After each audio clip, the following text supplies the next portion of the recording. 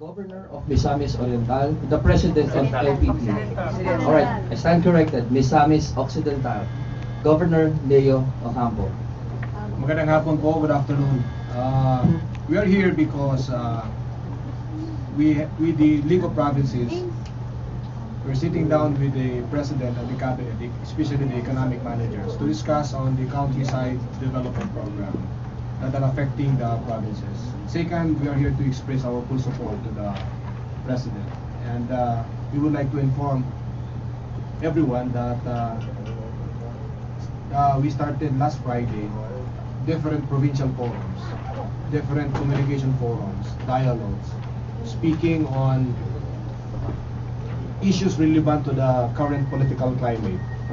And ang mga lahat-lahat ng mga provinces, each one of us is explaining bakit we are supporting Gloria Macapagal-Arroyo.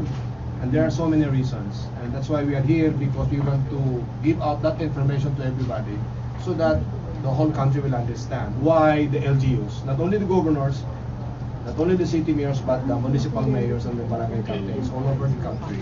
And this morning we have 52 governors in attendance. Ngayon we have about 27.